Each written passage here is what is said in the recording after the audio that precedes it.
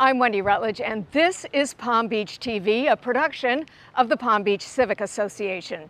Here's what is coming your way next on this week's Island News. A showdown over cyanobacteria as the Florida Toxic Blue-Green Algae Task Force gets an earful from flustered citizens and concerned experts. Will the Everglades restoration plan get a boost from the giant federal infrastructure package under consideration in Washington, D.C.? We'll hear from an advocate for the plan.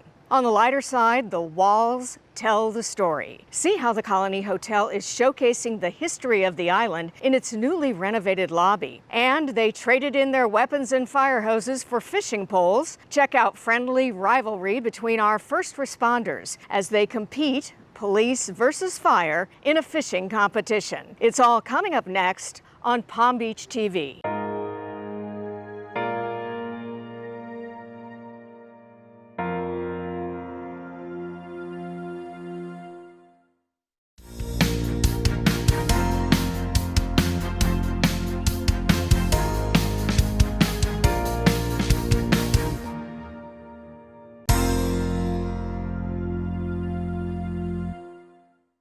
We are here at the South Florida Water Management District's building to hear from the Florida Toxic Blue-Green Algae Task Force.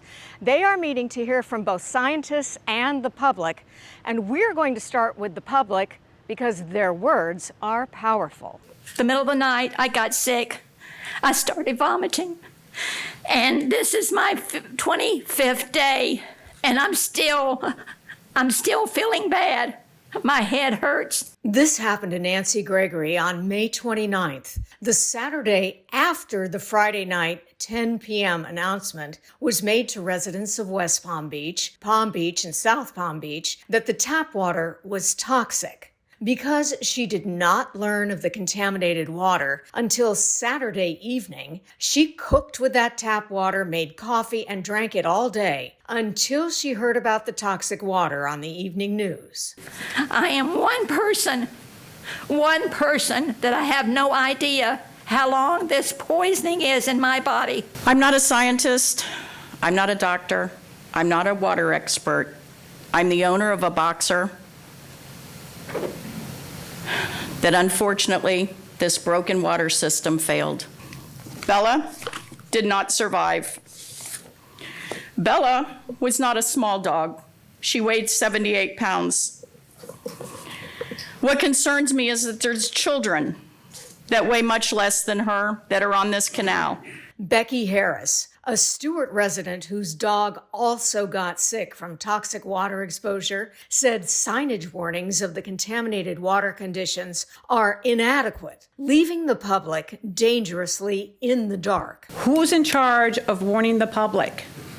Who's dropping the ball? This Toxic Blue-Green Algae Task Force, made up of scientists from all parts of the state, clearly had already received the poor warning and signage message. New signage has been designed and is being printed, will be delivered over the summer. It's very sturdy, long-lived signage. Meantime, a sobering statistic about the source of the West Palm Beach drinking water that goes to 120,000 households, including residents of Palm Beach. In an average year, the city receives 50% of its water supply from Lake Okeechobee and the L8 Basin.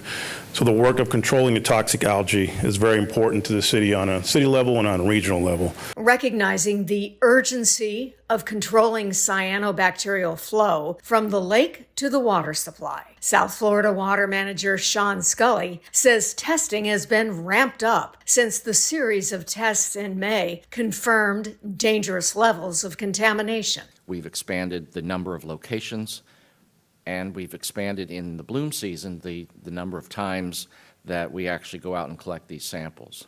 As for innovative technologies to clean up the toxic cyanobacterial blue-green algae sludge, a lineup of fascinating options was presented. The top left photo shows the use of hydrogen peroxide. As we've learned today in algicide, that algicide contains sodium percarbonate, which rapidly dissociates into hydrogen peroxide and sodium carbonate when applied to water. Hydrogen peroxide acts as an oxidizing agent on organic matter and targets nuisance cyanobacteria while not impacting other beneficial algae or the rest of the food web. Another technology that you heard about today are ultrasonic transducers. These machines create sound waves. These ultrasonic sound waves of over 2,000 varying frequencies hit the harmonic value of the single algae cell. This causes internal wall damage through structural resonance, which then sinks to the bottom of the water and dies off. But wait, warns Dr. Sullivan of Harbor Branch Oceanographic Institute, killing off all algae would be an ecological disaster. Algae are not bad. So without algae, just like land plants, the ecosystem would collapse. So most algae are perfectly harmless and they're required, or we wouldn't have an ecosystem. So indiscriminate algicide application can have a lot of bad effects. If you're going to use something to get rid of specifically blue-green algae, it better just get rid of the blue-green algae. If you wipe everything out, that's not a solution to the problem. Just getting rid of the toxic blue-green algae is like treating a symptom. It's a short-term solution that does nothing to address the root cause. A long-term solution, removing the nutrient pollution that allows the cyanobacterial blooms to form. Once the pollution enters the water, it is so much harder to get out. So if you can prevent it from going in the water in the first case, you're far better off and it's cheaper in the long run. You may be interested to know that the Palm Beach Civic Association has done some independent testing of the water coming onto the island of Palm Beach, both at our offices and also at the residence of one of our directors. Here's what we found.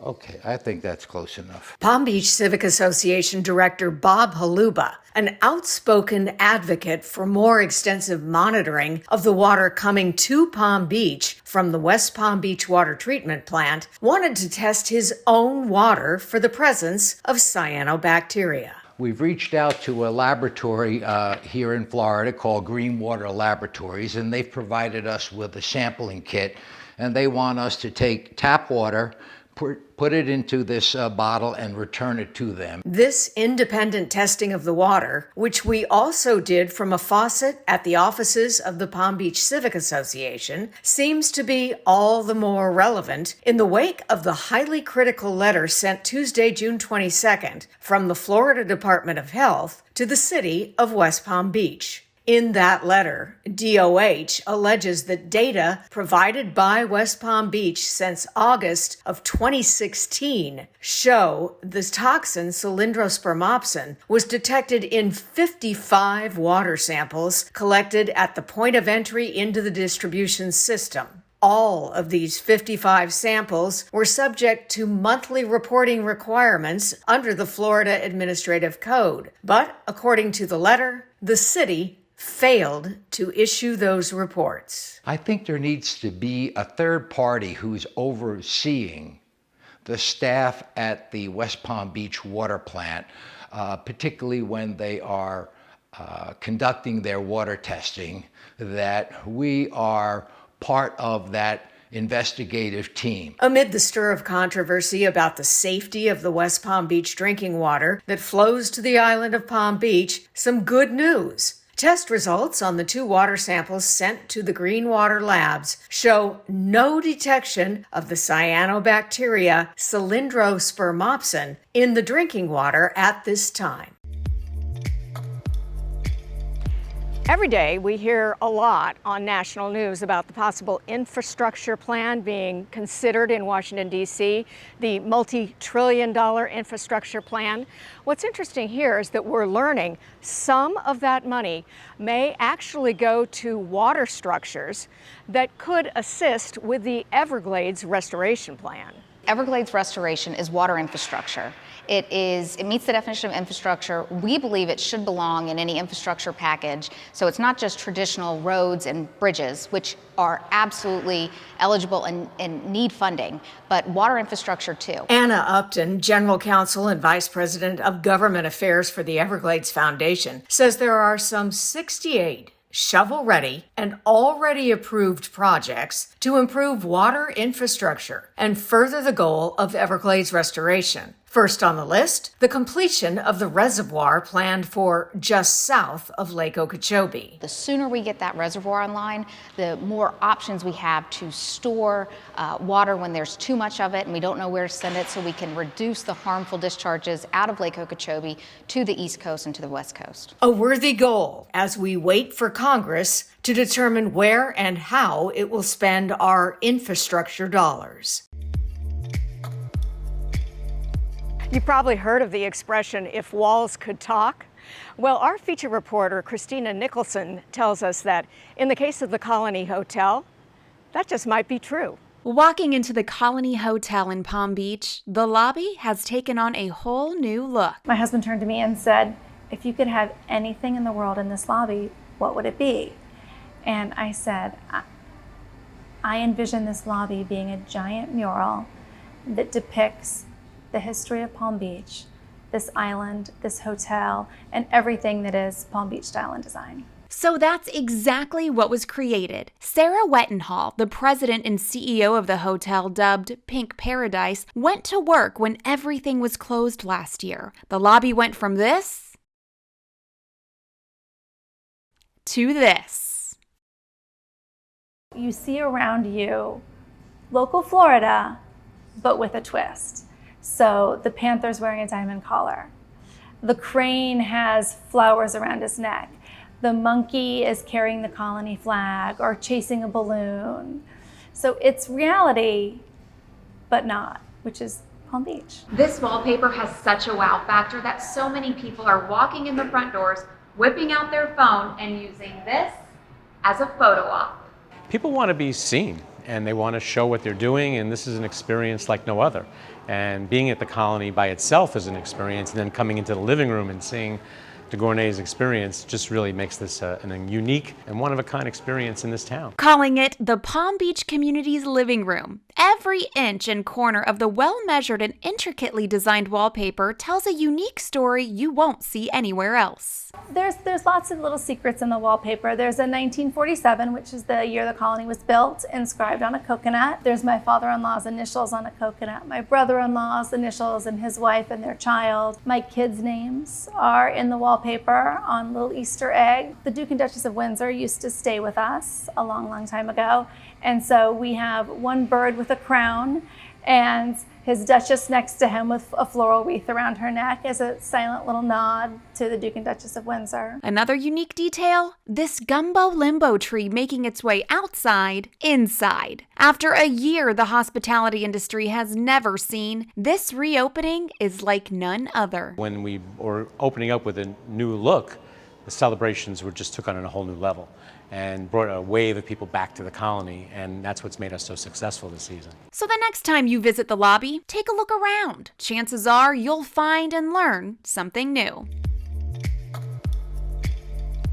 We want to give you a heads up about a very informative panel discussion the Palm Beach Civic Association is sponsoring on this ongoing water crisis that we are experiencing. The Palm Beach Civic Association has assembled a group of experts to educate and address our membership and the residents of Palm Beach about the toxic cyanobacteria threat out west and its possible impact on waterways as close by as our Lake Worth Lagoon. Look for the panel discussion in your email inbox Monday afternoon or on our website. We all know that our first responders in Palm Beach have very big jobs with important responsibilities. Once in a while, though, they just have to cut loose. So one of our sponsors at the Civic Association, the Palm Beach Police and Fire Foundation, gave them a chance to do just that with a wonderful, friendly competition. The town of Palm Beach police officers, firefighters, and EMS took to the high seas for a little friendly fishing competition. From what I heard, I don't know, the fire department has a couple of ringers, so I sent a couple of cops down to Costco to get some nice sized fish and put it in the cooler for the time being. My fishing experience is nil. I love to eat fish. I don't participate in catching fish. So coming out here with the guys is great because it's more for the camaraderie as opposed to the tournament. And if I get the biggest fish, then beginner's luck. The event was hosted by the Palm Beach Police and Fire Foundation. Tim Moran, the co-founder of the foundation, joined in on the fun. I know a lot of the cops that fish, and I'm hearing that a lot of the firemen do too, but I see some of the police over in the bait store across the street to get their own bait, so that's usually a hint that they know what they're doing. All right, secret weapon.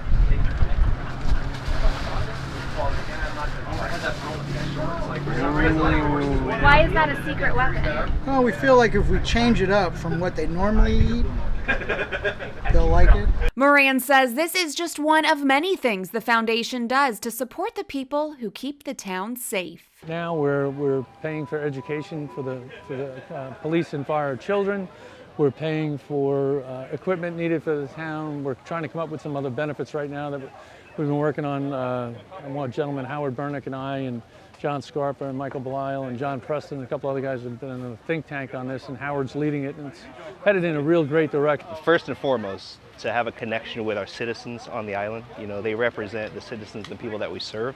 So to have the relationship with them is amazing, but even better to have the collaboration now between police and fire, you know, that we're working together, doing the job together. So not only they get us close to our citizens, but they also get police and fire even closer together. The town of Palm Beach is nothing but community and police involvement together. And this foundation brings the community that much stronger together. It's unbelievable and I love it. The work these servants provide is important and serious. That's why every once in a while, it's great to take them out of their element, even if it might make them a little nauseous. I have my Dramamine to help me out a little bit. Did you bring your Dramamine? I did. I'm super medicated. I'm ready to go. So yeah, I'm not playing around here. So did the chief. Yeah. I can tell you who the real fishermen are, huh? Not us. There was lots of friendly banter and trash talk on the docks, but in the end, the police pulled ahead, winning by catching about 1 pound more fish than the fire department.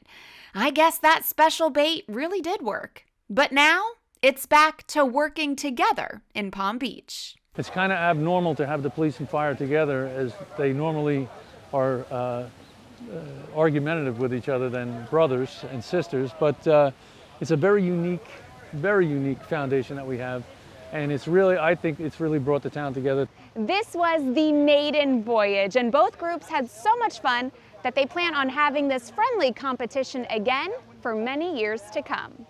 For Palm Beach TV, I'm Christina Nicholson reporting. That's it for our newscast on Palm Beach TV. Thank you for watching. If you enjoyed the newscast, please share the link below with a friend. And we will see you next time on Palm Beach TV, a production of the Palm Beach Civic Association, where membership matters.